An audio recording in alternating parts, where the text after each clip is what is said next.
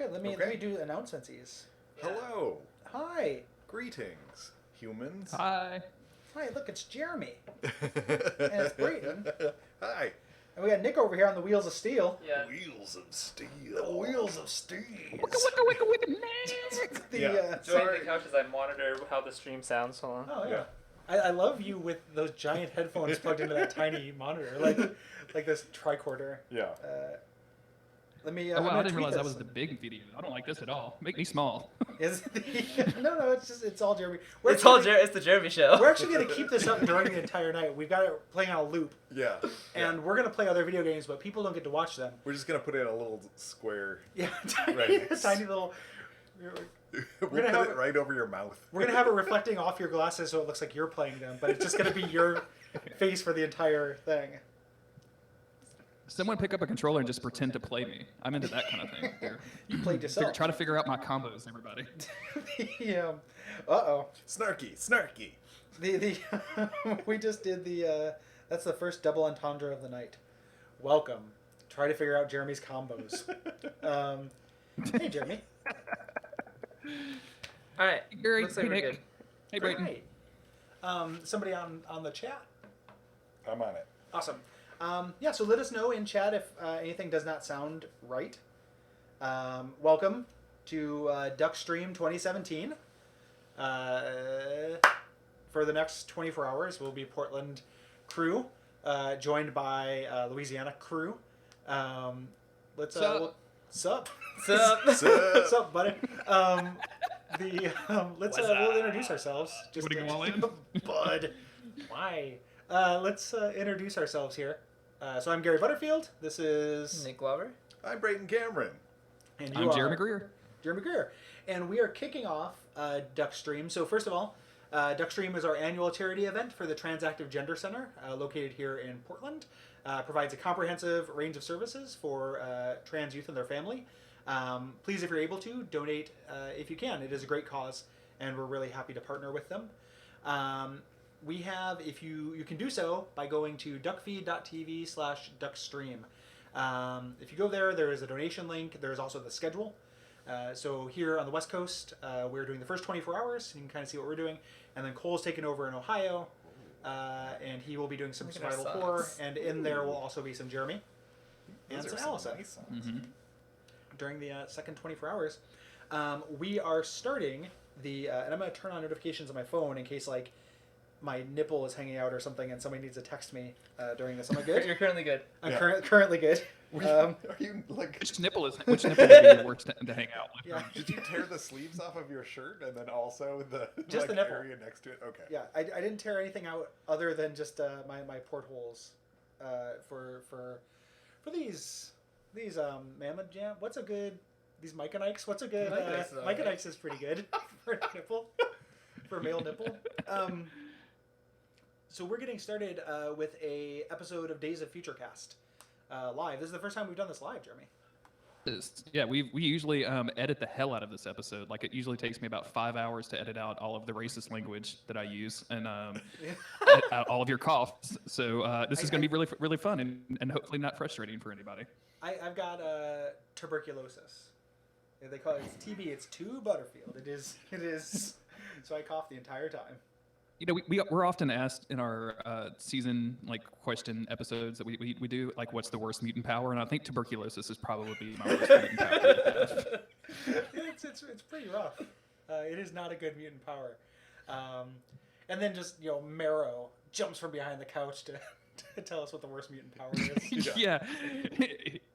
Here's dangerous bones out of every orifice of my body. Everybody, enjoy. I'm Marrow. Yeah, also I have bone cancer. Flat scan. So we are doing this episode. This will come out on the regular audio feed. If it sounds a little bit different, that's why. So everybody's listening to this later. That's what's going on. And today, what are we talking about, Jeremy? We were talking about X-Men Origins Wolverine, which is not to be confused by a later movie they titled The Wolverine, but this is actually the origin of Wolverine. So we get to go to Canada, y'all. It's going to be fun. In general, I like going to Canada more than Japan with Wolverine. Oh yeah, absolutely. He doesn't go to Japan and scream Heather into the wilderness. So I'm all for Canada. Has he like made a trip to Spain or anything? Like, There's mad rapport. Yeah, Oh, okay. Yeah, Wolverine goes to Ibiza all the time, Brayton. You didn't know this? Where we unwind. Chuck. I'm here for the bubbles, bub. So we're going to go through it for people who are just tuning in to Duckstream who don't listen to Days of Futurecast. What is Days of Futurecast? Jeremy, explain Days of Futurecast.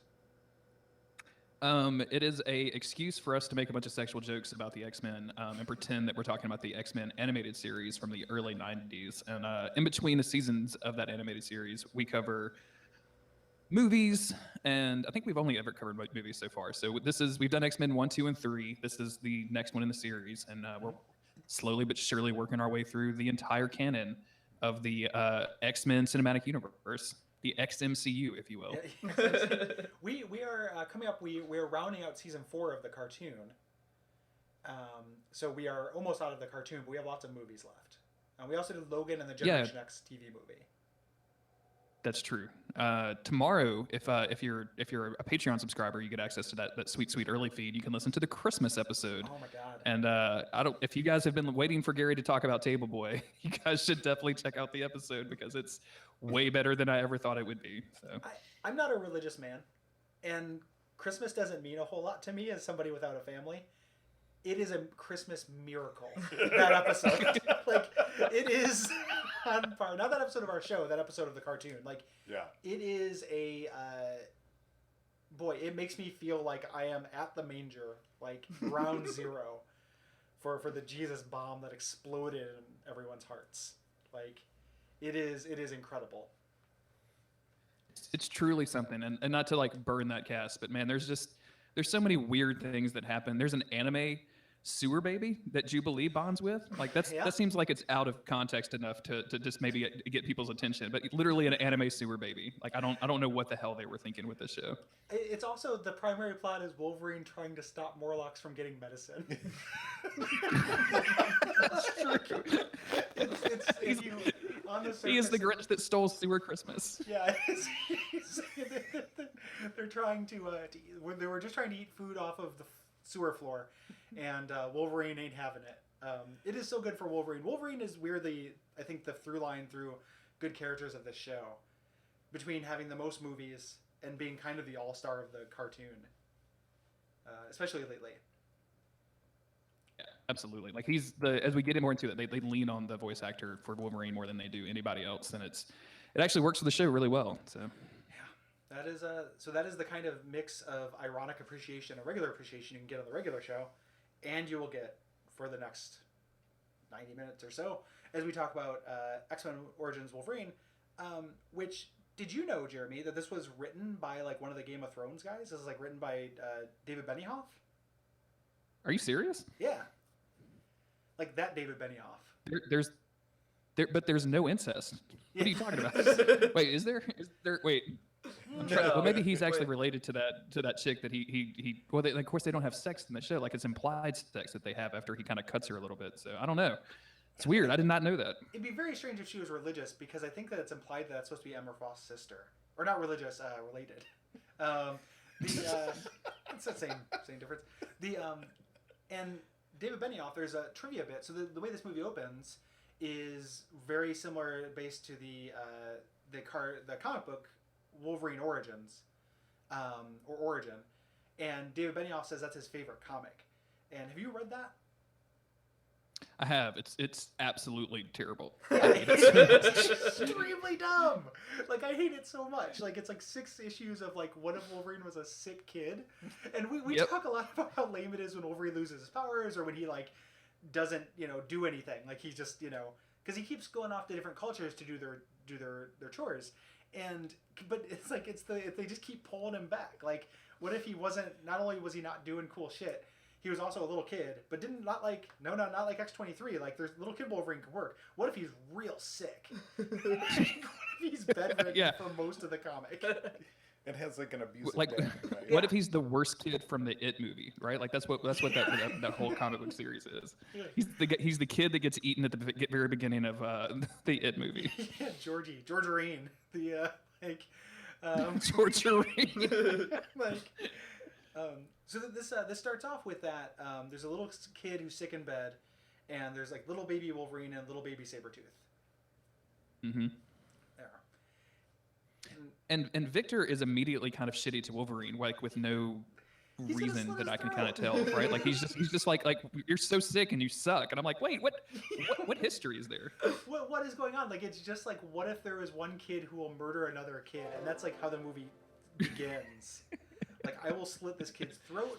Why? Because he's sick, and I don't like it. And that's like the extent of it. Like, I was very, very surprised.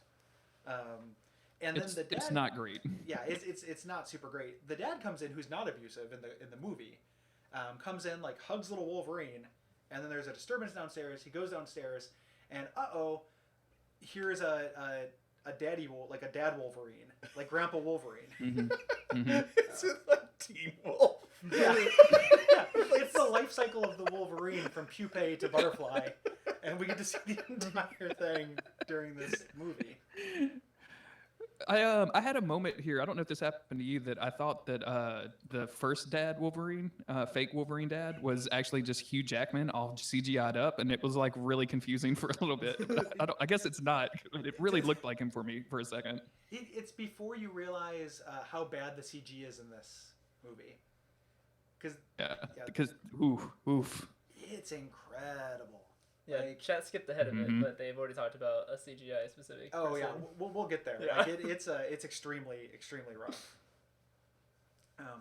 So then we get. I don't like any of this. So like little kid Wolverine goes into a rage, pops his little bone claws, kills fakey dad. That sounds like something you should be able to get arrested for, is popping little bone claws. Yeah, you shouldn't pop little bone claws. It's Santa Claus's like degenerate brother. So he kills his dad. Little baby Sabretooth comes out and says that wasn't your real dad. And then credits, I think is how I remember it. Does that get your memory? I think that's right. Absolutely, yeah. yeah. I see we ate the same pot brownies that night. There's just immediately credits. Yeah. I feel much like Jeremy's wife, that I have already checked out of this movie. And about pop brownies, like, I am not a big stoner, but I don't understand how anyone watches this like sober and can pay attention to it. Like, I have no idea. Yeah, it's extremely. It would be absolutely impossible, because like Wolverine, like after he kills his own dad and gives his mom a shitty look for it, which I thought was really rude of Wolverine, because like how does this dude know anything about like adultery or anything like that? Like he's like 6.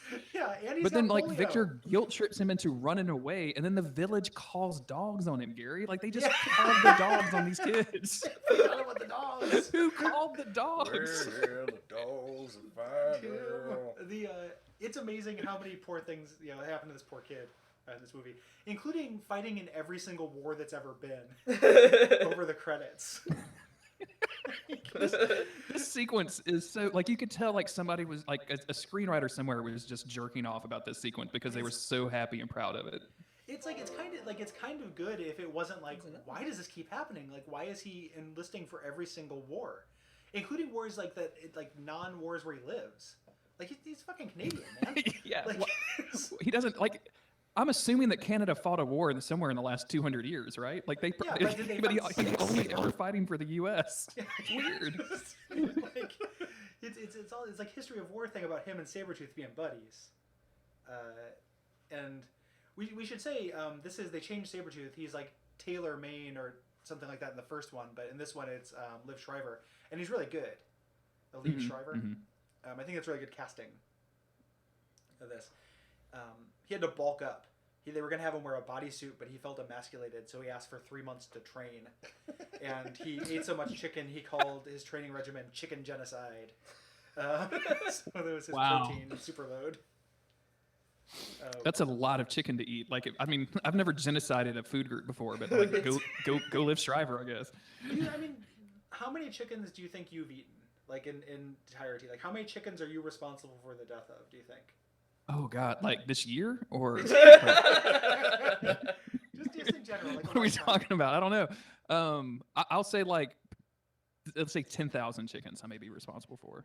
I love chicken tenders, and I'm assuming that they just kill all of the chicken to produce one tender at a time. They just put the whole thing in a mold. It's called the tender because every chicken only has one. Yeah, It's the tender, Exactly. juicy bit. yeah. It's the secret Yep. slice. Then you just throw the rest. Yeah, of you the throw it chicken all out. Save that tender. Actually, those chickens can live. There's a farm. That's Hey, you can sad. get It's a bunch of limping chickens. one chicken don't can eat, produce they one kill chicken them. tender and 20 chicken nuggets from McDonald's. That's the ratio.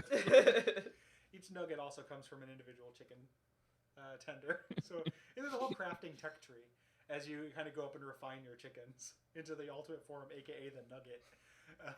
Yeah. Would you say that the chicken nugget is the secondary mutation of the chicken tender?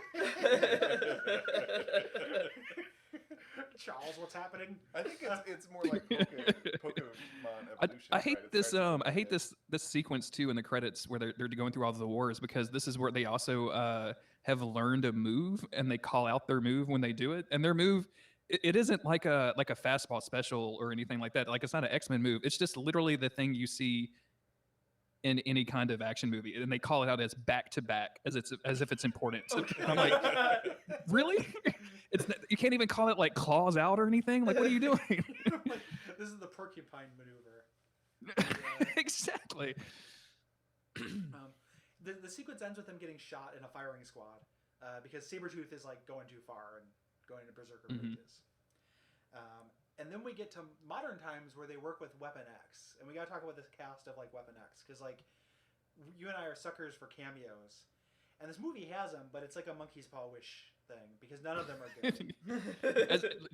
You mean it's like an X-Men movie where you all want all the cameos to be good, but it's not. They mess them up in some way. Now, again, I haven't watched this movie, but let me see if I can remember from the previews. It was Sabretooth, Yep. Well, Deadpool, Good job. Gunhammer, Gunhammer. and Wolverine. Will I am as Yeah. Gunhammer. Well, no, it's actually not. There's another Gunhammer. Yeah. There's two Gunhammers. Yeah, there's Right. two gun havers. Yeah. Yeah, there's Gunhammer and Gunhammer Jr. It's not Agent Zero. Yeah, you're right. That Is Gunhammer. Gunhammer Gunhammer Prime. Alpha. And then Will I Am is Gunhammer Second. And then Blob. Oh, and Yeah. Blob. Okay. Who's not very blobby Yeah. when he first. No, he's just like a strong guy. Yeah. He gets a little blobbed up later on. but- Man, is that is some bad makeup. Like, it's really- disgusting. Like, it looks like nothing but trouble. The movie. I'm gonna turn us up a little bit. So Yeah. we got that crew. They're in a helicopter. They're going down to somewhere. Do you know where they're going? It's like an African village, and then they go to like a warlord's mansion. Right? Yeah, none of this makes sense at all, because Yeah. like it's just, you know what this reminds me of is like the beginning of a real shitty version of The Raid. It's where instead of like crazy cool martial arts, we get like, Deadpool cracking jokes in the elevator. Which, I mean, speaking of Deadpool, like this is probably like the first part of this movie paves the way for the modern day Deadpool movie in a way that I was not expecting at all. Like Ryan Reynolds was just playing this character 10 years ago. I had no idea. It's amazing. It's really kind of sad because he's always wanted to play that character. That's Ryan Reynolds' thing. He found out this was happening. Deadpool was going to be in it, so he lobbied to get it. And then this is what they did. So the beginning part of it, where he's just acting like a kind of smartass, like it's the same character. He does it pretty much the same way he does in the modern Deadpool movie. And then they do to him what they're going to do to him, which we'll talk about. But it's not good, and it is sad for Ryan Reynolds, kind of, I guess. Mm-hmm. I guess. But the big takeaway here, as they go through, so everyone does a power sequence kind of thing. Like the Blob puts his hand in a tank thing, and Sabretooth climbs up a wall in a real like wire fu kind of way. But then when Deadpool, this is the part when we were off mic, you were telling us that Autumn checked out. When he came into it and did this sword swirling thing in the boardroom. Oof. It's so dumb. This is like just not how anything works ever. Like I don't like, he just like, I don't know what he like. Is he a fire twirler or something? Like, is he a That's what it circus looks like. It looks performer? like Is that what he's batons. doing here? It Yeah, doesn't. And it deflects bullets, and it's like every single person on this team could have done what you just did. Took out like a guy full of a room full of guns, or a guy full of guns, which is Gunhammer. yeah, Gunhammer, Gunhammer Internal, the ultimate evolution of Gunhammer. Secondary mutation is a shotgun, or a guy full of shotguns. Yeah, my secondary mutation is I swallowed a 38. But anybody could have done this. He does it. The CGI looks really bad. Like, you know, the action is extremely bad. All of this is to go to that guy to get the meteorite paperweight he has that he doesn't care about, which, like, send him an email and say, like, hey, I'll buy that paperweight for $40, and, like, he'd probably do it. 2, that's adamantium. 3, it came from fucking space. Like, why is adamantium from space, Jeremy? Like, I mean, like they're in Africa. Like, they obviously know a little bit about like where adamantium comes from in the comic books. So like, why are they fucking around with a meteorite or something? Like, it doesn't. I don't get it. And then like they get that very small bit of adamantium, and I guess they just stretch that shit super thin to wrap it around like whatever. Because my dude, like, there is not a lot of it. It's like a handful of adamantium. That's not a lot. It goes on so many skeletons, and if you're going to be in Africa and you need a super strong indestructible metal, I can think of one that's associated with that country that's not adamantium. Also not from space. It's so dumb. So like every time in the movies where Wolverine's walking around, he has space metal on his bones, man. It's like the color out of space. It is super weird. Like a haunted meteorite came and gave him his adamantium skeleton. Yeah, this is super dumb. Who is the? I think I know who the answer to this, but I kind of stopped reading comics like in the late '90s because everybody stopped reading comics in the late '90s, I think. But like, who is the Gunhaver dude? Like, where is he from? Because as far as I can tell, like, there's a moment later where he just literally shoots a cigar that Wolverine is like in Wolverine's mouth, and I'm like, that's not how guns work at all. But okay, sure, whatever.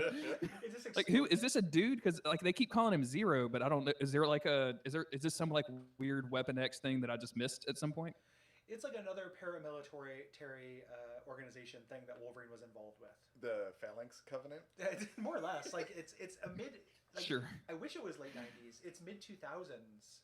Like Marvel continuity stuff. Like it's based from a comic that Howard Mackie wrote, and people who like read comics in the early and mid 2000s, like Howard Mackie, is one of those like names to run away from in comics. Like he's a Chuck Austen level bad writer. So he's a creation of that. Same thing with the other guy, the guy who plays the Lord of the Rings kid, who's the Electropath guy, who's on this entire mission to power up the elevator. Yeah, I mean, like, I mean, this dude is just like you say that he's like a Lord of the Rings kid. I recognize him from The Lost. He was like the English rock and roll star that got trapped on the island. But his powers are just to light up light bulbs apparently, and to like at some point he lands an airplane. Mm-hmm. Planes just flown by electricity, like pure electricity now. Is that how airplanes work? It's the same power that a child science project potato has. This kid has that mutant power. Like when you go to the science fair and there's a light bulb and a potato, and you're like, oh, that seems like better than a normal potato. Like that, as far as potatoes go, that is a powerful potato, and that is what this guy is. Power tot. You kind of glitched out, and I came back in talking about potatoes, and now I can only think that this guy's playing the potato in Portal 2. Like this dude's whole power is just to play the potato that holds Lighthouse. I guess spoilers for. Yeah, for Portal 2. Yeah, it is in the extended Wolverine verse. Sorry, everybody. Yeah. So the next scene is the carnival scene, right? Yeah, I believe so. Yeah, which is also extremely weird because, like, we get actually rubes, and I guess I don't understand like what this dude is doing, like what the trick is here, because they're like, oh, you have 3 chances. You pay me $10, and you have 3 chances to turn off a light bulb, and he has this like block of wood with a bulb thing in it. So of course the chick like turns off the switch, and I'm like, you fucking idiot! Of course it's not the switch. Like if it was the switch, why would it be a game? Yeah. What are you doing? Extremely rubish. These people. Rubes is the right word. These pigeons. These marks. Yep. So they do that. He goes back to his trailer where Sabretooth is waiting to murder him. So yeah, Victor just walks in and this dude is instantly terrified. We should talk about this like man-child's room first though, because this guy went from super secret government murder squad member to I have a room full of toy trains and light bulbs that I play with on a regular basis while I sit in my trailer and drink. Yeah, it's like I have never seen a career change like that a huge career swing like that before. It's like Mark McGrath. How's it going? Like he went from Sugar Ray to Entertainment Tonight or Entertainment Weekly or whatever. Play with it So more. it's a Exactly, yeah. it's a career path like Mark McGrath. Yeah, and when Are we? Is our audio better, everybody? Because I know we were having a bunch of weird issues on our audio. Like, am I still like when I'm trying to do something over here to reduce my volume to match you guys, but In general, we're just it's just a little too quiet through this mic, and it picks you up a little bit too much. I can get in a little closer. Yeah, we'll get Gary in a Like, little bit why don't I just sit in closer. the middle? Yeah, sure. We'll get Gary in a little bit closer, and I'll play with mics after Days of Future Cast. But for now, we'll let it ride. People have to have their volumes up a little bit more than we'd like, but project a little more, Gary, and we'll be all right. Okay, I think this will make a big difference. This is a directional mic, so yeah. Sorry, everybody. So yeah, Victor, and they don't ever call Victor Sabretooth in this. Like, this is before he got sabered, I guess. I was really hoping that we could get the origin of the word Sabretooth in this, because those are two very distinct things that you don't normally associate with one another. No. Whoops, I guess we don't get to do that. So much for the origins in X-Men Origins Wolverine. Yeah, well, we do get the origin of how Wolverine calls himself Wolverine, but it's, I think going as far as say it's not very satisfying. Gary, it's the dumbest thing in this movie, which is saying a whole fucking lot, because later Ryan Reynolds gets retractable swords. And the way that Wolverine is named is still the dumbest thing that happens in the movie. It's like nonstop dumb, like, because when Sabretooth stabs Little Boy, Wolverine has like a dream about it and wakes up screaming. So he's got like a psychic link with his teammates or something. And this is where his girlfriend, who he clawed up in the middle of this, and this is where like Autumn was like, "Are you fucking serious? Like, no chick in the world would stay around a dude after this. Like, I don't care how nice you are. Like, if you get woke up being stabbed with bone claws, you're leaving the house on the top of the mountain. You're Like, gone." she doesn't get stabbed, but she could have been. Like, it'd be like, I don't expect anyone to sleep next to me if I just like explode into bullets whenever I have a nightmare, you know? Like, as Gunhammer Supreme, like, just it's real scary. But to calm him down, she tells him this story, which is how he gets the name, right? Does that happen now or after the lumberjack scene? No. To calm him down now, I think she just like has like PG-13 sex with him. Like that was the resolution of this. It's not till later that she puts on the "I'm about to die" nightgown and tells him the story.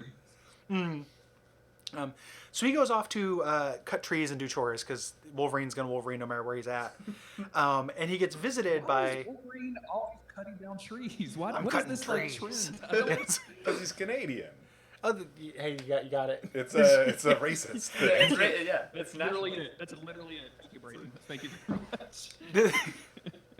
This is where the cigar scene happens, where he's like smoking a cigar, and he looks over at Agent Zero, who shoots it out of his mouth, and nobody else on this construction yard has a problem with this guy pulling a gun out and shooting this close to Wolverine's head. The thing that this movie taught me the most is that Canadians don't give a fuck about any superhero bullshit. There's a moment later on where Wolverine and Sabretooth are fighting, and Sabretooth throws Wolverine into a truck, and the truck doesn't honk, stop, swerve, or anything. It just hits Wolverine and just disappears. It just goes. It's like, oh god, I hit another superhero guy. I just gotta keep going. I got deadlines, man. I gotta go. Not again. Yeah. It's also, they come here, I've got a note here where they're kind of yelling at Wolverine and being like, you don't want to keep doing this. You want to become a government agent again. It must suck to be a lumberjack and make what? $18,000 a year? And Wolverine goes, 18.5. Like, if you're a lumberjack, you make more than $18,000 a year. Like, that's extremely little money for super physical hard labor. And you get paid per log, right? Like, that's the only fair way to do it in a free market capitalist. If you get paid per log, he's got to be like, do you think he just does like 2 a.m. and then goes home to have nightmares? Or do you think that like, because like that, it just seems like he could chop logs better than other people.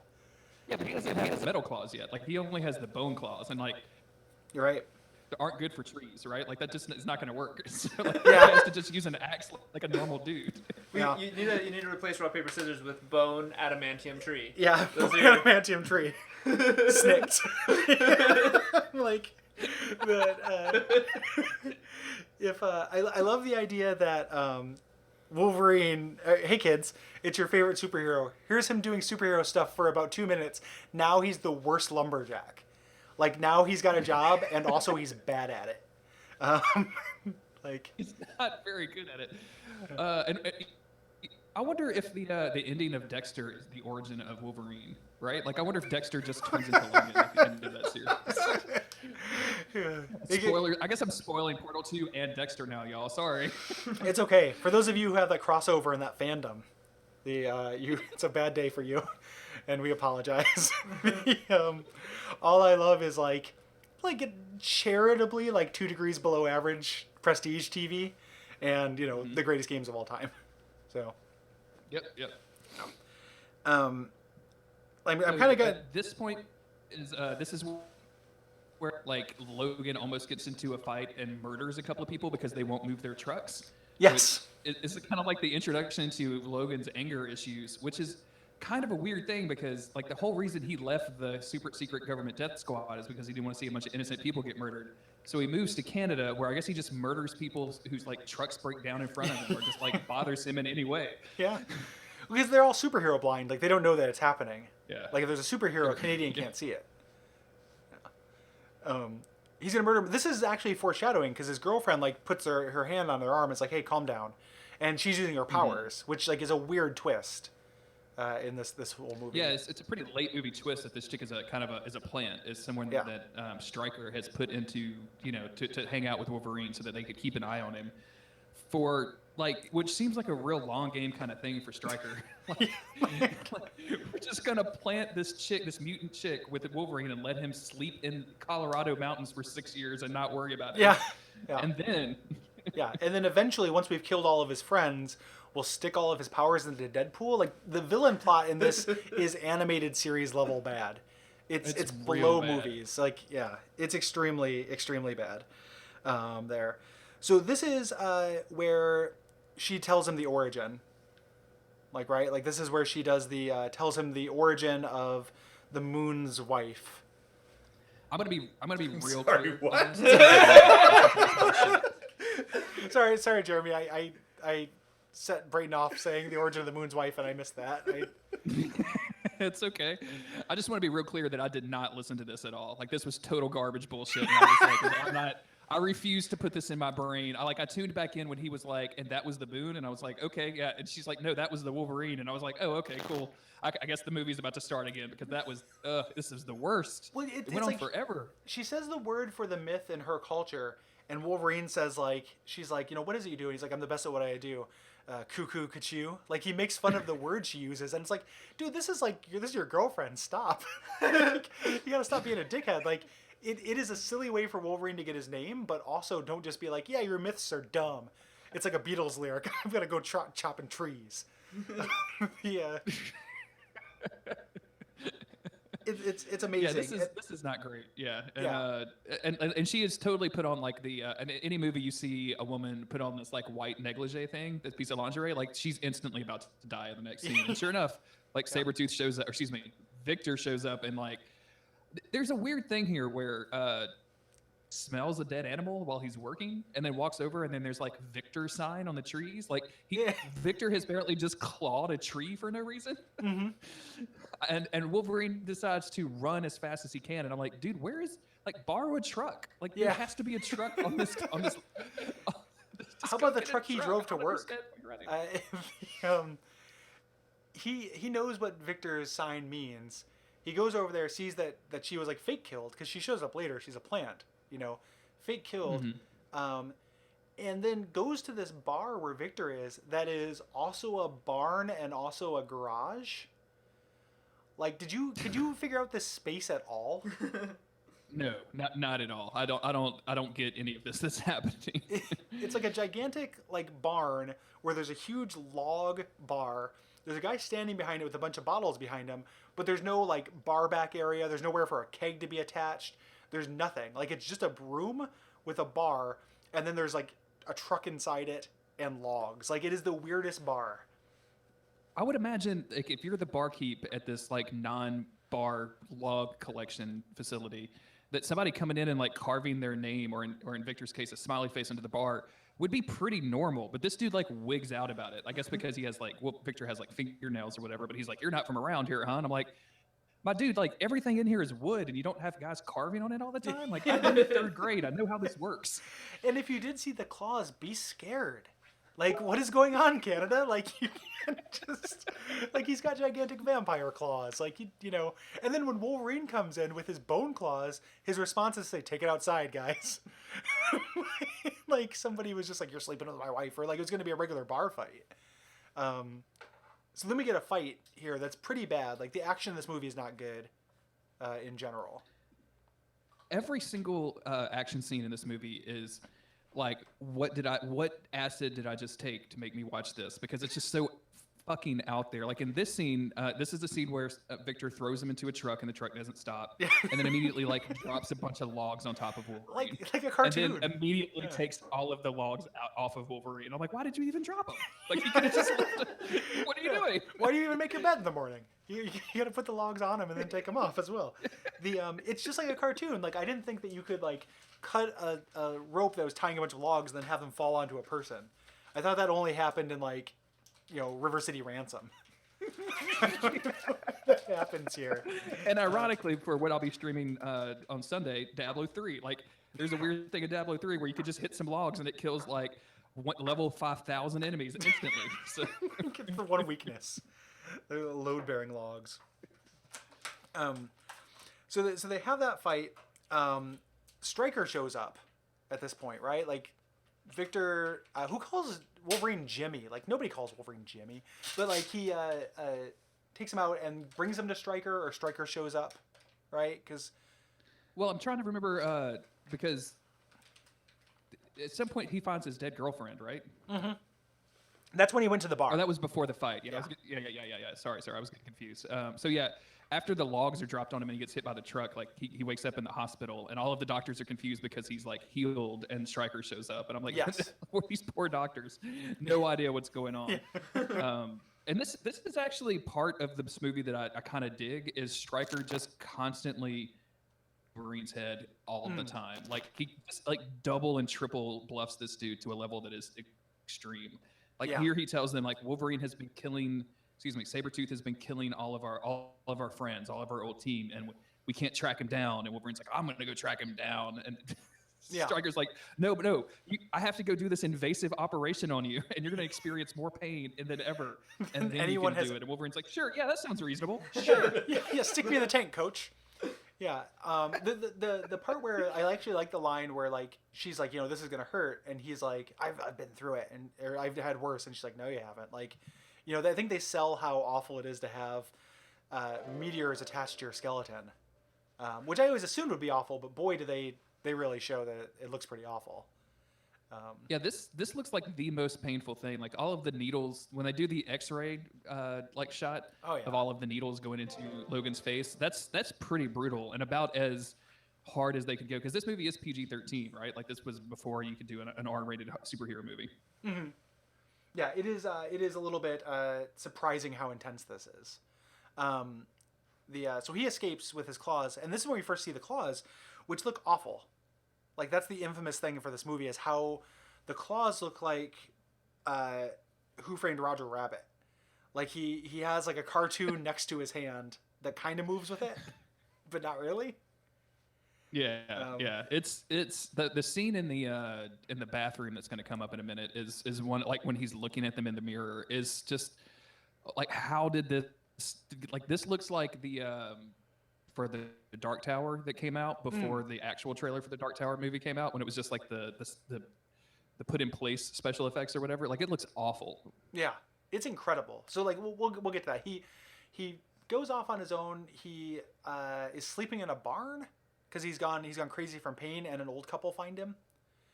And then they take him in. Well, hold on, because I want to talk a little bit about the escape scene because not only do they fill this dude up with adamantium, but Stryker has invited an audience. Like this is like a party. Like at some point, I expected somebody to like walk around with hors d'oeuvres. Like it was ridiculous. It's like it's so weird when you see like a surgery theater in a movie. Mm-hmm. Like if somebody's taking out my appendix, I do not need, a studio audience to watch somebody like pull out my appendix. Like it's such a weird thing. I am barely I barely want to be seen by the general public, like when I prepare myself to go outdoors, much less when I have my physical skin has been opened up and you can see the inside of my organs. Oh Like yeah. I'm just not gonna do it, y'all. I'm just not Like that much of yeah. an exhibitionist. Like It's if not I gonna happen. don't want anyone to see me naked, I definitely don't want to see somebody like the Robbie Williams "Rock with Me" video, like less than naked, like skinless, and organless. But he There's goes also a go ahead. good thing here that I kind of laughed every time I saw it because whenever he runs out, like Stryker is following him on these security cameras, and these security cameras just have the best cinematic angles that I've ever seen in my entire life. Like it's way beyond any kind of normal security cams that I've ever seen. Like they go up and zoom in and follow them through trees and the whole nine. It's very, very, very, very classy security cams. But let's get to the old people because the old people is one of my favorite scenes in this movie. Yeah, it's kind of like it starts off as kind of good, like the scene in Logan where he's with the family, which is something I like. He goes, they like take him in, they give him some food and stuff. He kind of wises off to him. He puts on a jacket. He gets on a motorcycle. Fun stuff happens. It's all to get to this bathroom scene though, where he first tries to pop his claws and gets to see them like float next to his, like in the vicinity of his hands. Like next to is probably too strong a word, but like float in the same room as his hands. And is constantly accidentally cutting stuff, and there is no weight to anything. It is the worst special effects. Not at all. And also, have we ever seen Wolverine's claws? Like, have we ever seen him spark it up, as I like to call him? Nope. I love in that bathroom scene that they need the CGI to make him come out, right? That makes sense. But why are they still CG afterwards? Like, I've seen a guy at a comic convention, because there's a little grippy thing you can hold that has the claws come through, and if you're just doing this, like anyone can look like they have really good Wolverine claws. But they just went with this is CG the whole thing. I have taped butter knives to my hand. This was bad. It's incredible, incredible. It leads to one of my favorite exchanges where he walks out with the half of a sink that he has clawed in, like he's clawed this sink in half, and he walks out with it and looks at it and says, "I promise I'll pay you back." Like, Wolverine, do you have any idea how much a sink costs? I guarantee you have no idea how much a sink costs. Okay, cut to like 2 weeks of work at Lowe's for him to earn enough money to buy a sink with employee discount. Like, if these poor old people had survived, I really wanted the post-credit scene to be just them getting a Lowe's like signed Wolverine. yeah, just like a delivery shows up of a sink, and it's just like, sorry, bubs. Yeah, so he destroys these people's bathroom. Like, I hope they have a second bathroom, because this is no good. And also, like, he cuts up their radiator, and I guarantee you he doesn't know how to fix that. And then No they one just does. offer to give him like their son's jacket and motorcycle. This is a weird thing. Yeah, it's the exchange rate. Like, it's the custom in Canada where if like you destroy somebody's plumbing and heat, they give you a motorcycle and a jacket. Of course, yeah. Mm-hmm. So then the woman just gets shot in the back of the head, kind of out of nowhere. Here, it's like pretty intense. Like, I was surprised by this, by Agent Zero, causing a pretty infamous scene where like the people get killed. Wolverine gets very mad, comes out on a motorcycle and is chased by a helicopter through this. And they're trying to kill him so they can bring him back to do things with him. Probably turn him into what they eventually do with Deadpool. And he ends up taking out this helicopter by jumping, doing a motorcycle jump. Yeah, there's several things in this chase scene that I want to talk about, because at one point he's like riding the motorcycle at high speed and decides he needs to be going the other direction when the helicopter shows up. So he just uses his claws to help him drift a 180. Yeah. Which this dude was he was born in the 1800s. He went to a bunch of wars. And now he lives in a mountain in Colorado. Like, drift. Yeah, where's he getting this Fast and the Furious shit? And it doesn't look make any fucking sense. Nearly as cool as the camera thinks it does. Like, it closes up and it's like super slow motion, and it ends up making it look like he actually just took a very considered slow U-turn, like a normal person would do in like on a highway, because it slows down so much. It doesn't look like good action cinematography at all. The part where they like shoot rockets at to use, he like just propels himself on the rocket explosion onto the helicopter is like I had to stop it and like rewind it a couple of times and watch it because I was like, are they really doing this? This is just fucking ridiculous. Yeah, it is like supposed to be and these movies, like, keep in mind this came after X-Men 3 and X-Men 2, and both of those, this is one of the marquee action sequences. And if you think of the marquee action sequences, even in X-Men 3, they are so much better than this. You know, like this really feels like a like cut rate Mission Impossible movie at this point. Like they might as well have just subbed in Tom Cruise for this, right? Oh man, can you imagine if Tom Cruise got cast as Wolverine during this entire time? I absolutely can, and he would. The best thing about this is he still would be the same age. Like they wouldn't have to de-age him at all because that dude does not age. Weirdly eternal Tom Cruise. So Wolverine goes on his kind of goes to gather up the team, I guess, and goes to Vegas where Johnny vanishing. Hold on. Johnny, is it grab me a Wraith? C's John or Wraith? kind of 0 calorie. Okay, I'll see what I can do. Thanks, buddy. If you're one, thank you. Appreciate it. I'll pay you back. Yep. Goes to his Vegas like boxing school that the mutant teleporter runs. I actually had no idea who this dude was. So in my notes, I just have him down as Will.i.am in the entire note document because I could never figure out what this dude's name was. It's like John. So I get fun sentences like Wolverine and Will.i.am fight Gambit in an alleyway. it's Johnny Wraith or John Wraith, and he's a character again from like a mid 2000s bad X-Men spinoff. So he trains boxing, like he's trying to get the Blob back into shape, but also runs a boxing school now. This subplot. Yeah. What is the career arc of this guy? So weird. Like, yeah. this super secret government kill squad really just ruined these dudes for the real world. And gave them a real, like, what kind of job do you have after this? Well, maybe mercenary, maybe private security. No, miscellaneous. Like just like throw a dartboard. He runs a boxing school. Works at a carnival. Unemployed presumably. Wolverine cuts logs for Big Macs. Essentially, it's the only way given the exchange rate. Super annoying. So this whole thing is how the Blob got fat. Like the Blob got super fat, and he's trying to train. He's still super strong and stuff. And this looks so gross. Like this makeup is so bad.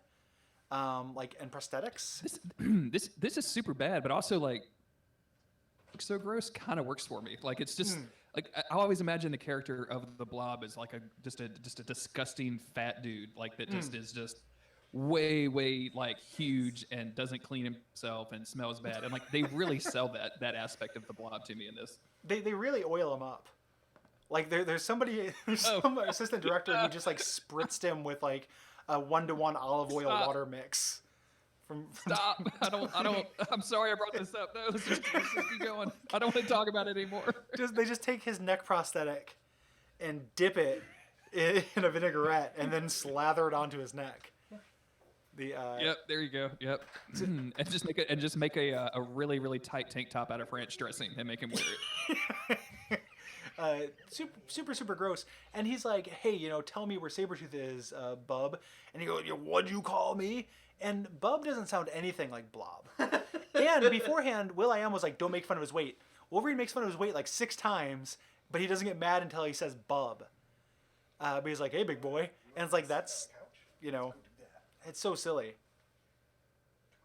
The very first thing that Wolverine says to him is, hey, fat, I mean Fred. Yeah. Because that's definitely something that you accidentally say to somebody. Hey, fat, I mean Fred.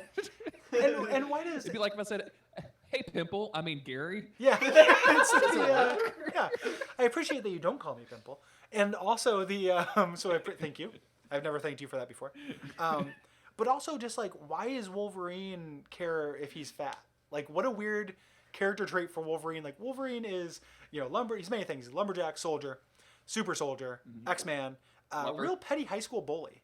Real mean about weight issues and likes to make fun of how people look, like a lot. And Will.i.am decides the best way to settle this disagreement, and so that Wolverine can get the information he's looking for, is to put Wolverine in boxing gloves and have them fight one another. The most like dumbest fight scene in a superhero movie It's ever. one of the guys. Blob punches Wolverine, which throws him into another guy, and like rest in peace that guy. Wolverine weighs 2,000 pounds. It's like that guy is definitely dead. And Will.i.am's boxing school for people with no future has another black mark in its ledger. No wonder Will.i.am turned to rapping, right? Yeah, He kept It's killing like, people in the boxing. well, shit, this didn't work. Like, so this is how he finds out about Gambit, right? This is how we find out about Gambit. I do want to say that, like, once he finally figures out how to beat the Blob, like, which is basically like adamantium headbutts. Yeah. We get this weird like Wolverine leaning into the camera and like puts his like boxing glove up to the camera like this, and then the claws come out, and it is the goofy worst CGI I've ever seen. And it's not only just the CGI, but the concept of Wolverine's claws coming out of a boxing glove. Like, it should have been a punchline. Yeah, it's like a if they made a second Wii Punch Out, it would be a superpower of one of the competitors. Man. But yeah, I had kind of forgotten that Gambit was even in this movie. For as much as we talk about Gambit, it's in our normal Days of Future Cast episodes, like for me to have forgotten that this happened just shows you how bad this movie was at the time that I saw it. I just put everything about it out of my mind. And on a Blob, and I love this scene where Wolverine and Will.i.am ride motorcycles down Bourbon Street. Like, guys, I have been to Bourbon Street many times. Like, most of the time that street is closed off from traffic because it's filled with drunk people. There is no way you're driving motorcycles down Bourbon Street. I'm sorry. And just like the concept, like, where did they park to go to this jazz club? The jazz gambling club where Gambit, and like I forgot about Gambit being in here as well because he's neither good nor bad enough to comment on. Like, I really was expecting him to be like way worse, but he's barely a presence in it. Like, he's not really a thing. Like, he's gambling, he gets into a fight with Wolverine, he does some dumb power stuff, and then he knows how to fly a helicopter or a plane, and that's Gambit. That's Gambit, but he also does like card magic. Like the dude has taken a class at like the local community college to learn how to like shuffle cards or something, because there's some real dumb, like, I guess that people thought this was supposed to be cool, like, I'm gonna do a flip and like have a whole thing of cards come out or some bullshit like that. Like, it's just it's not great at all. No, and they picked the worst actor for Gambit too. Like, this little dude, I'll know him from like Friday Night Lights, right? Like, that's where I know this dude from. But he's just like the worst Gambit ever. Yeah, he's not charismatic or good. He also has a mustache when you first see him and doesn't have one when he leaves. And I read that on IMDb, and then I watched the scene again, and it's pretty incredible. Like, he looks incredibly, like, very different. So Go ahead. I was gonna say the reason why he's checking with Gambit is because all of the former people are being brought to an island, and Gambit is the only person to have escaped from the island. So, but as soon as Wolverine mentions the island, Gambit decides to throw cards at him. And think about this, Gary. Like, you escape from a super secret, like, mutant power squishing island. Done. And your name is Remy LeBeau. So you move back to New Orleans, where literally everybody I know has the last name of LeBeau, and you hang out in like the most obvious place for a card dealer with like card magic powers to hang. Like, did he just think that nobody would ever come looking for him? Like, it'd be like if I escaped from prison and went back home and just waited for just waited to get caught. I'm gonna go apply to become a police officer. Yeah. It's so obvious. The cops will never think to check with my wife. Yeah. He's also a famous gambler. Like, there's an Easter egg here, which is very weird, is that the other person at the table, other than Wolverine, is a famous New Orleans gambler. Which I guess is a thing. I missed that totally. So. Yeah, I don't. Is that something you guys do? I don't. You guys. Is this something you people? Yeah, is that something I don't. I was surprised by that, but I guess, like, so he gambles with famous people, so he's not keeping a low profile. He gets into a fight with Wolverine, eventually bursts out of a wall. There's a part I want to talk about where he takes his staff. It's been cut in half by Wolverine and uses it to climb the wall. Like, why can he do that? Yeah. What is any of this weird ass like Like wire foo. I lost the word. Like he can just jump everywhere. It's like Yeah. why can't I think of the thing? Super Where you have to agility. call it out when you do it from The Office. They're jumping off of dumpsters. I can't remember Parkour? the name of this Yeah, word. parkour. All of a sudden, Gambit has fucking parkour powers out of nowhere. He can just Yeah. jump everywhere and do anything. And yeah, this whole climb up the side of a brick wall thing seems really, really bizarre. We should also mention here that Victor definitely kills Will.i.am while Yeah. all this is going on. And no, there's no. It's very similar. We just talked about the thing with Wolverine fighting Silver Samurai who can teleport. It's the same very unsatisfying thing. Like you're fighting someone who can teleport around. The way that Victor gets him is just by like telefragging him. Like he sticks his arm out for Will.i.am to teleport into. Which like what a good sentence. I'm just saying like what a blessed What a brilliant. for Will.i.am to teleport into. Hey Skrillex, make a drop to that because that's awesome. Which doesn't hurt. Why doesn't that hurt Sabretooth? Like that's how telefragging works. And kills It's Will.i.am. implied that Sabretooth like grabs his spine as if Yeah. he teleports in spine first, which seems really dangerous. It just builds out like Dr. Manhattan. Like Exactly. Exactly. This is not great. his Mortal Kombat fatality. And yeah, so Will.i.am is dead. Yeah. Yeah. Will he was. And the whole Gambit fight here it leads to one of my favorite scenes that I think I have it marked down in the notes, so I'll go back and make a GIF out of it and throw it on the Twitter for everyone to look at later. But ascended onto this fire escape, Wolverine just uses his brand new metal claws to just like claw the thing down, and you would think he would be like, I'm gonna claw it off the wall and I'm just gonna pull it down, but no, he just like Oh yeah. claws it Yeah. straight, like it's falling and he's just like eating it, or like he's a wood chipper almost. Yeah. It's the weirdest fucking It's extremely thing. cartoon, man. It's like something the dog would do if like Tom from Tom and Jerry was climbing up a ladder, and the dog would be doing this while he still Exactly, tried to yeah. climb while he's falling. Like it's so cartoony. It really is. Do we know that if the X-Men animated series like staff worked on this movie? Because maybe they actually did. God, so then Gambit comes back. They fight. They misunderstand. Wolverine finally tells Gambit his actual thing, which is like, we're gonna go take down that island. And now we're on the way to the island, where they cut to Stryker. Okay, so Yeah. I just want to bring this up. I don't normally do this because like finding realism bullshit in movies is kind of trivial and it's not usually very funny. But I was curious because they specifically say it's 3 Mile Island, which is a real place, and they're in New Orleans, and then they're in a 2-seater Cessna, and 2 hours later they're in 3 Mile Island. I looked it up. It's 1,200 miles that they flew in 2 hours. And by my calculations, roughly, that's like, what, 600 miles per hour that this plane is going? Gambit supercharged the plane that he knows how to fly. Yeah. Wait. Do you think that he, like, kinetically powered the propeller? And Yeah, now they're just exactly. shooting through space? Does it make any sense that Gambit couldn't just be like, they're on 3 Mile Island, as opposed to, like, I have to fly you there? Like, it is extremely, like... Why? Yeah, why? Yeah, it's so weird. Like, take a fucking commercial flight, man. And this is after, like, because once Sabretooth kills Will.i.am, and Wolverine takes care, like, knocks Gambit out, Wolverine and Gambit start fighting, and Gambit breaks it up and, like, tells Sabretooth to go and then helps Wolverine. It doesn't make any sense. Like, I No. don't know what's going on in any of this. Any potential coolness has already, like, way left the building. Like, everything that happens from here on out is everything that happens is somehow the stupidest thing that happens. Up until the post-credit sequence, and it's kind of amazing. Like, we are on just a rocket ride to dumb movie badness here.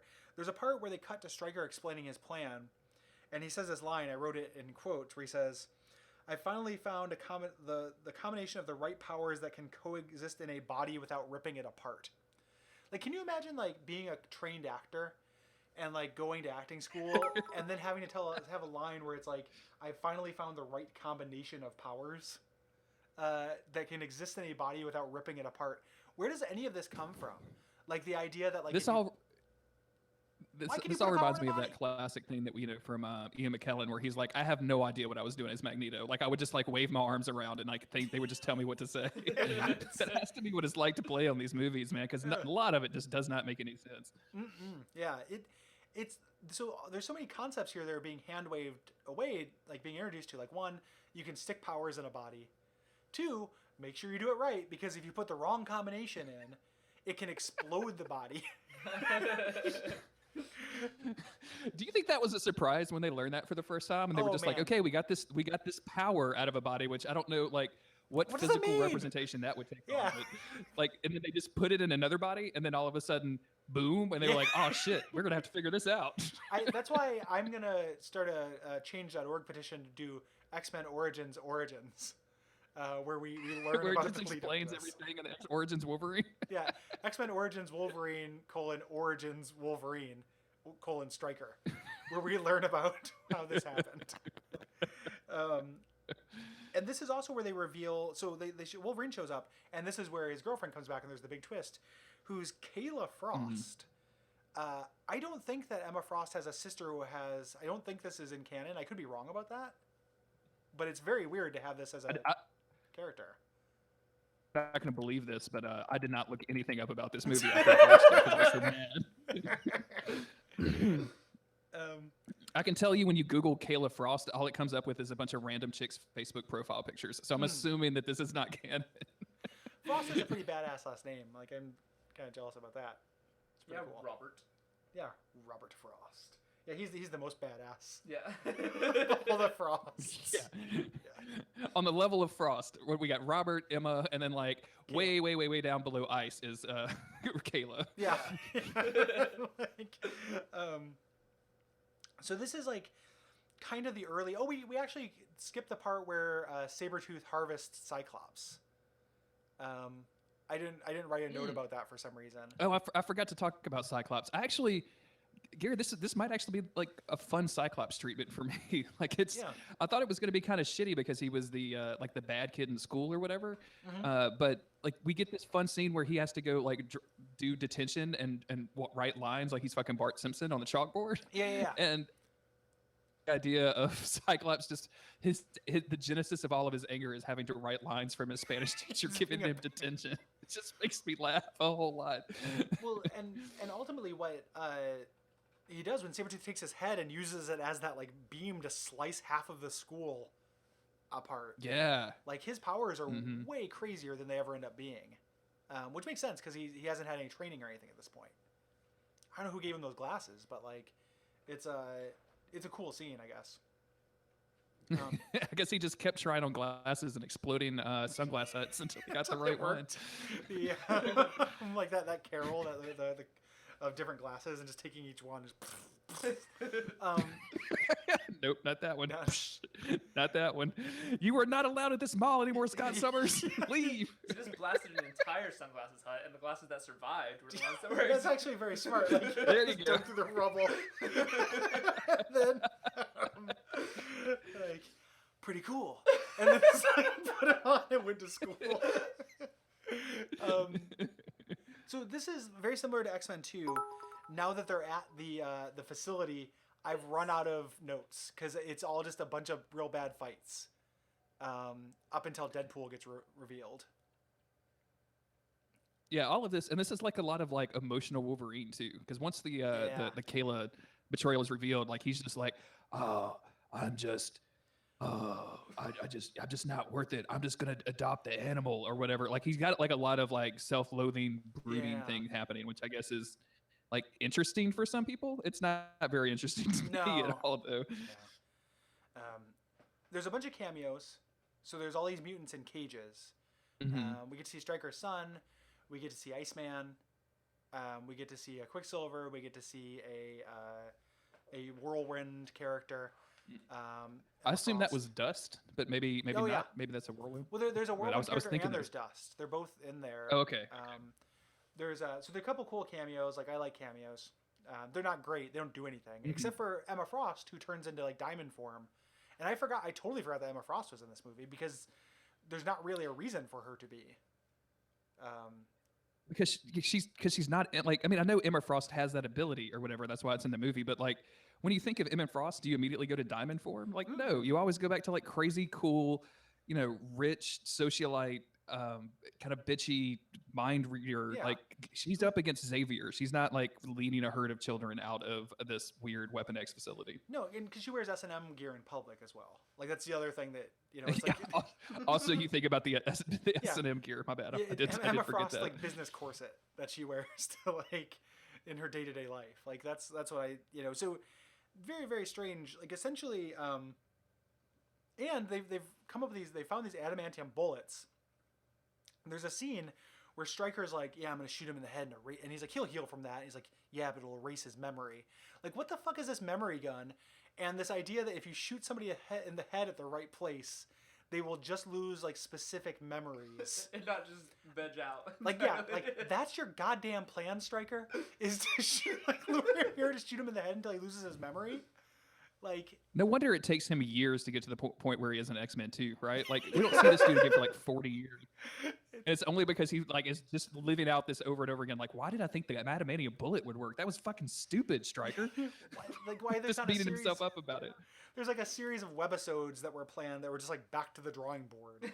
That were just like Stryker trying things out and trying to like make this work. It's incredible. It is incredibly dumb. His plan to use this memory gun and then unleash Deadpool, who looks nothing like Deadpool. Like he looks like a Mortal Kombat character. Sew his mouth shut, which is like it's one of the things people like about Deadpool. And he has none of Deadpool's powers. He just has everyone's powers. Yeah, like and he's not even ugly. Like if you're gonna do this to Deadpool, like make him like what Deadpool looks like in the comics. Like make all of these powers literally not explode him, but make him look like Freddy Krueger, like he looks like in the comics, but they didn't even do that. Like that seems like a miss. They just kind of dress him up in this weird like his art, like all of his weird tattoos are.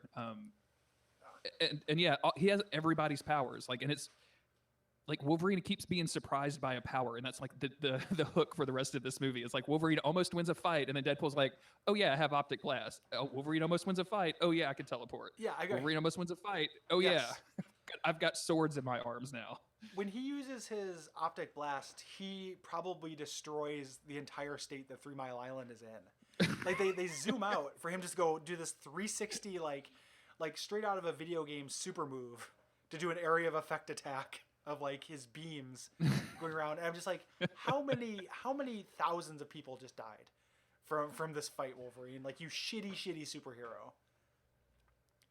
And like let's get into this fight because luckily Wolverine like tells the kids to go one direction, right? So it's just him and Deadpool. But Wolverine's idea to run up to the top of a nuclear reactor to fight the super mutant is one of the dumbest things I've ever seen in my entire life. Like I don't know, maybe he's scared of heights is Logan's idea right now. Like I don't know much about him. He says like let's see him get up here, and it's like you got up here, dog. Like other people had to get up here, and it took them, presumably Deadpool a while to climb up. So there's at least like 2.5 minutes of Wolverine like kind of standing around like, okay, they thought this far, but I don't know what's gonna happen next. Like I hope he doesn't show up. Like were you planning to live up there? Like why aren't you fighting the villain? Like, what are you doing? You fucking weirdo. And then all of a sudden Victor is up there too. Like Victor just shows up out of fucking nowhere. Like I didn't even know he was still on the island. I thought like that dude had left. Yeah. Who helps Wolverine defeat shitty Deadpool.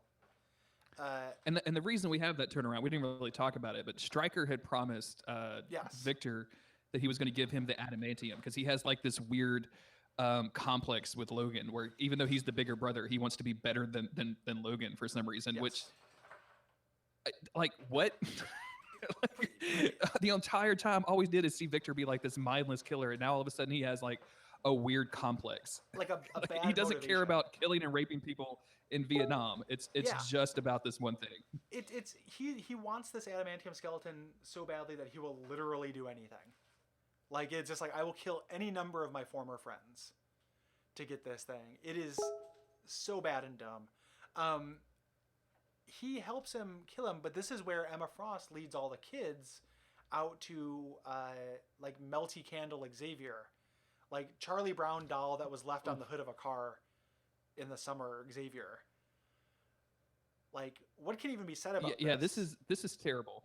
Yeah. I don't like all CGI, or is this? Did they take Patrick Stewart from another movie and like CGI him into this movie? Like, did they like? Was he usually wearing the his outfit from The Next Generation, and they just like digitally changed it because they couldn't get photoshopped his face on every frame, like yeah. I don't know where he came from. He rolls out of the woods, like on his wheelchair, like he was just hanging out in the woods on. No, he's actually. They make a point. They make a point of showing him walk off the excuse me. They're making a point after showing him walk off the helicopter. Like so this was before the X-Men 1 or whatever, gotcha. which I guess is like a fun time thing. Like if you want to do this in canon, but when they show him walk up, like it's just. I've never seen CGI like this. It's like Brayton. I think you brought it up in like it was like the scene with the guy from The Force Awakens that they all CGI'd up. Yeah, just infinitely worse. Yeah, Brayden brought that up. Yeah, if you look at somebody's face, there are lines and shadows that indicate 3-dimensionality to it, and the way that they de-aged him was just to like grab the dropper tool from Microsoft Paint, grab a normal flesh tone, and cover over any of those depths.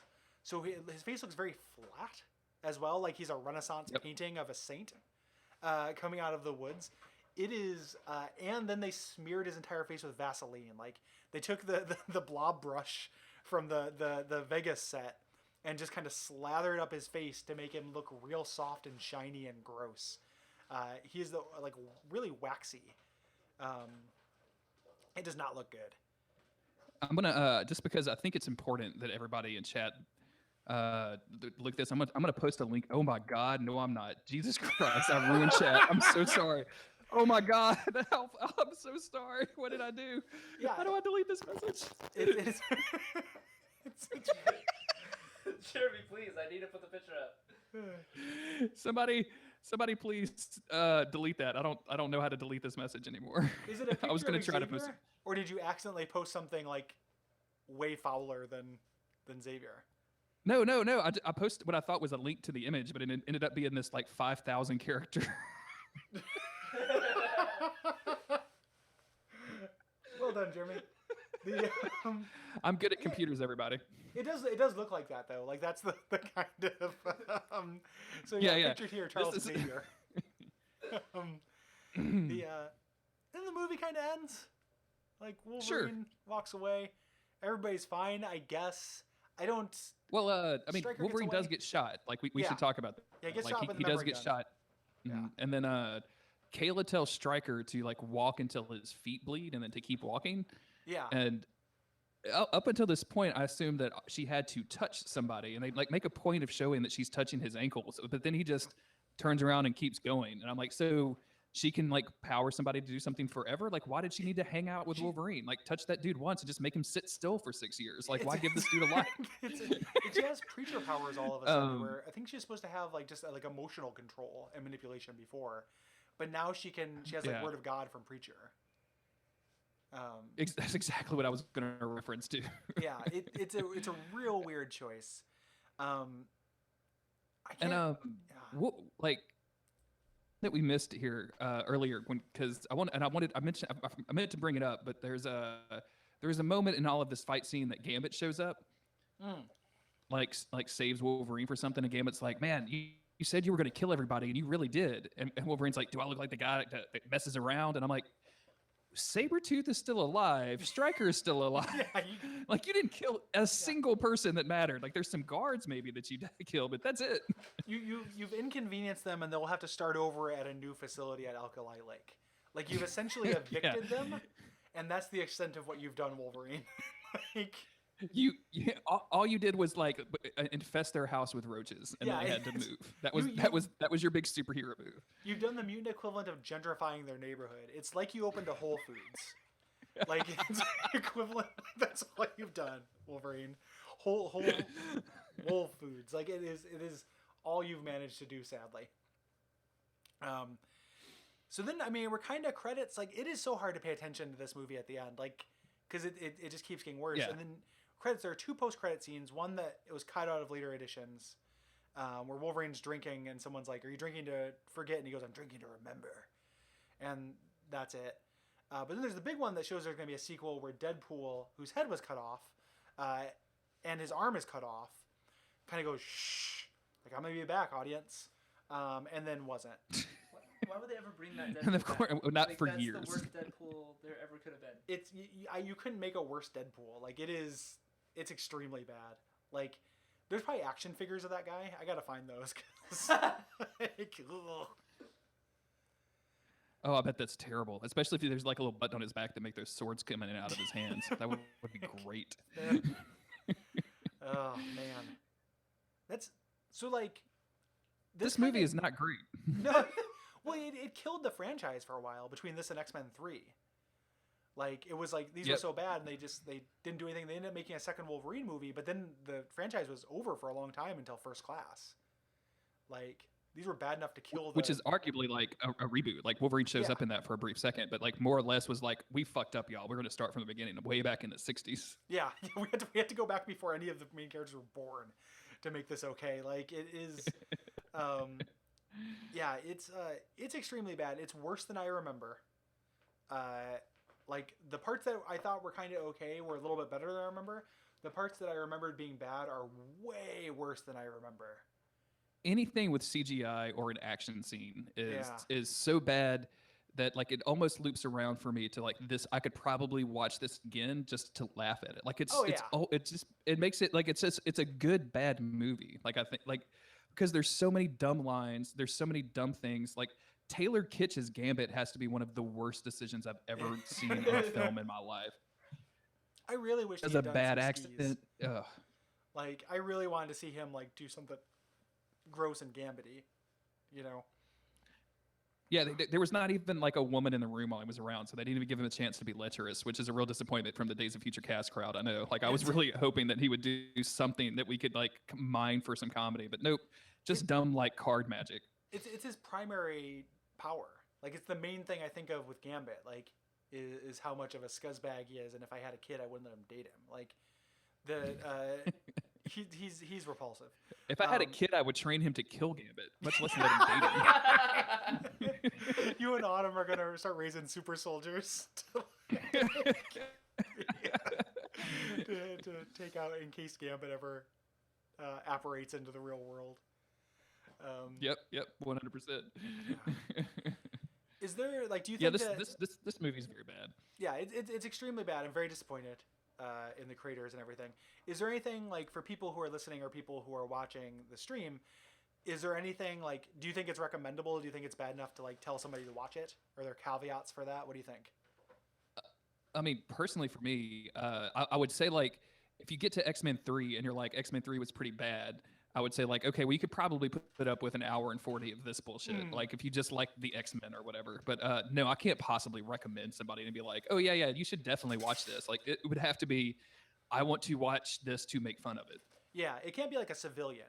Like you can just go up to a normal person, like a coworker who doesn't care about comics or X-Men, and be like, yeah, you should watch this. This is a film. You know, like this is a movie, and you couldn't like hand it to them on that level. It has to be like you know who all these characters are already, and the entirety of the joy you're going to get from this is watching Wolverine fight Will.i.am. Like if you think that's funny and good, then I think it's probably worth watching. Do you want to see someone? Gary, we did not bring up Will.i.am's horrible country Southern accent. Like he's talking like a stereotypical Texan the entire movie. It's so weird. You know, like all he says is like, "Yeah, Logan, what? I sure do think that boxing can help you," or whatever. Like it's the strangest accent. But also, that's the extent of any acting going into it. Yeah. It's just that's it's everybody learns an accent in the movie.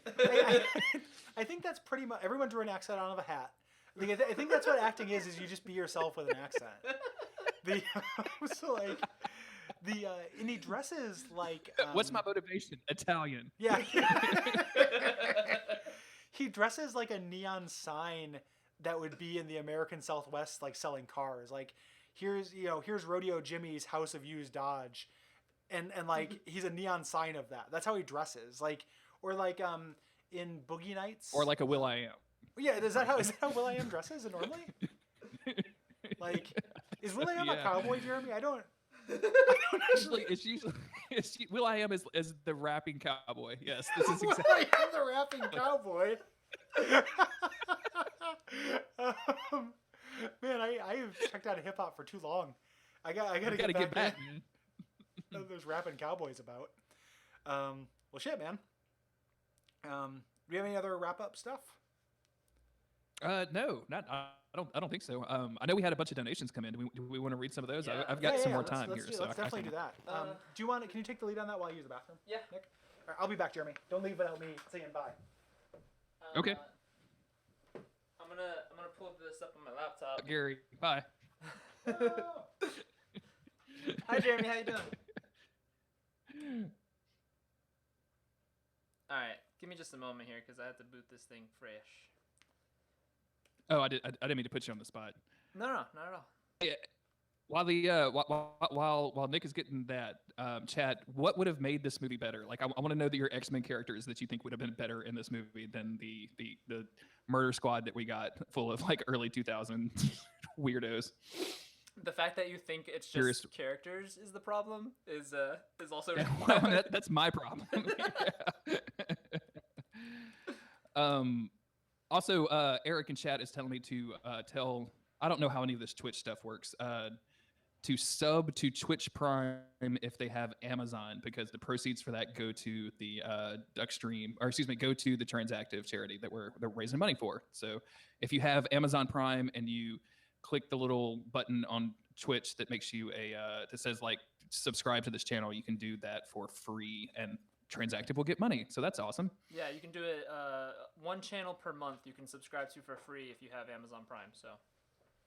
Definitely Someone in chat is saying fans would be a good fit, and like I say yes, but like I want to see the budget where his like sentient spaceship is following him around while he's dealing with Wolverine, because that would be hilarious. All right, still pulling up these donations. Got 2 subs from that, so that's awesome. Wow, nice. Thank you, Eric.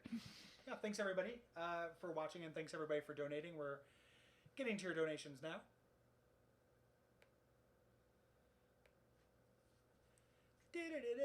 After this, we've got some multiplayer stuff coming up. We're not exactly sure what, but we'll be playing some games. Yeah, I'm gonna play around with the mics for just a little bit to fix the issues we had coming into this.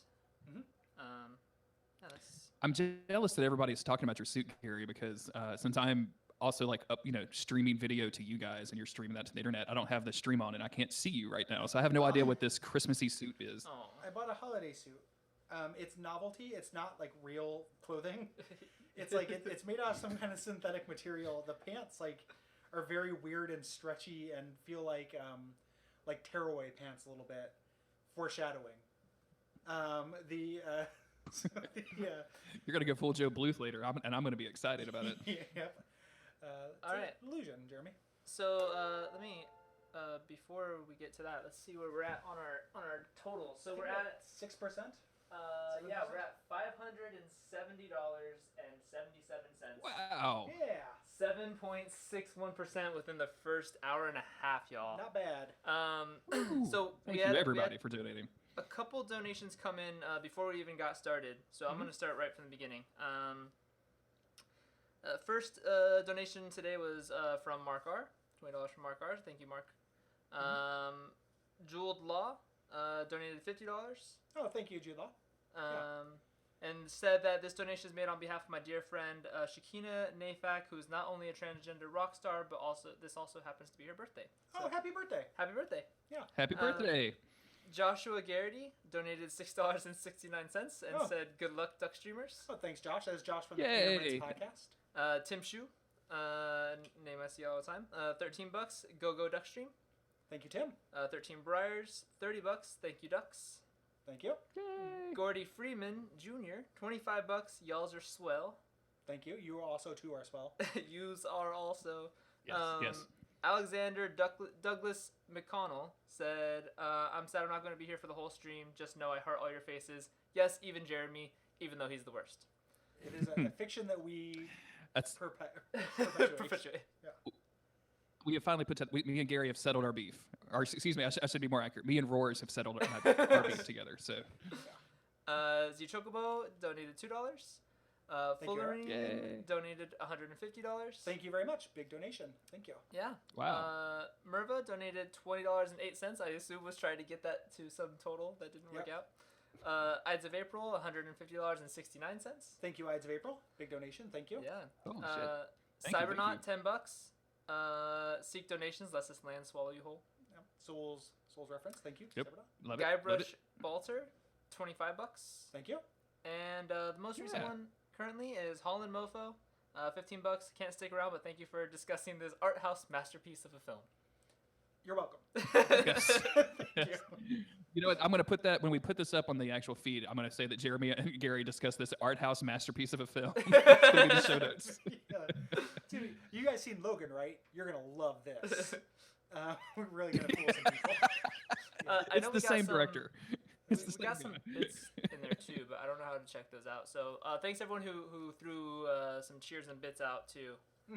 That's awesome. We got a bunch of subscribers as well. So Yeah, thank you very much, everybody.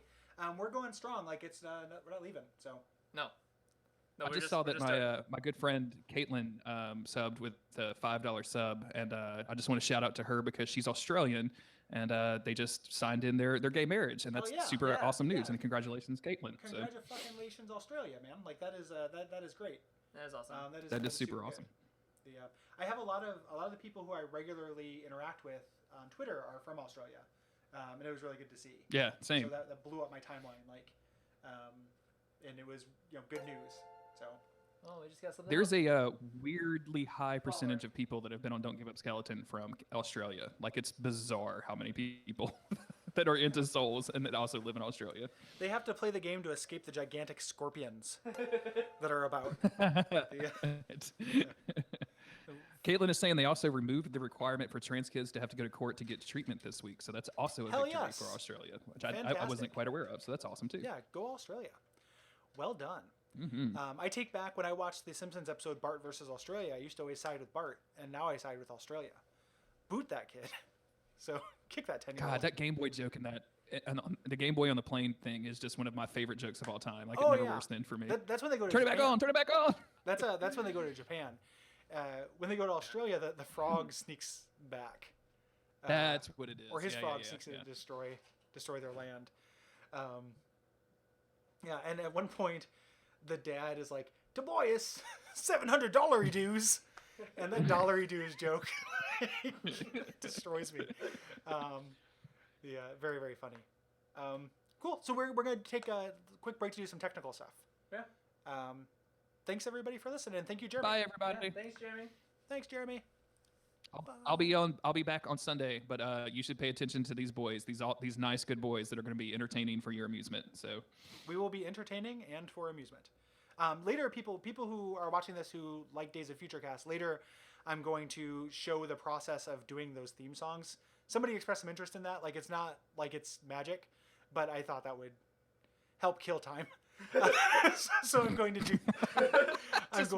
just being brutally honest there. I just thought I'd help kill time. Yeah, I just thought it would be something, and people expressed some interest in seeing that. So that's coming later. You'll get to see the entirety of this Days of Future Cast, and Jeremy can live stream recording the opening bumper later, and you can see how the entire sausage is Yeah. made. And I'll stream editing this episode and then uploading it to Fireside so that it'll be Man, people like it'll be real interesting. people love slow Twitch. Like, let's get into edit streams. Like, let's get let's get some next level I stuff. love it. Yeah. Oh, thanks everybody for watching. Thank you, Jeremy. Thanks for participating in this. Thanks for being part of the network. Thank y'all. Have a good one. Bye, Take chat. care. Bye. Stay warm.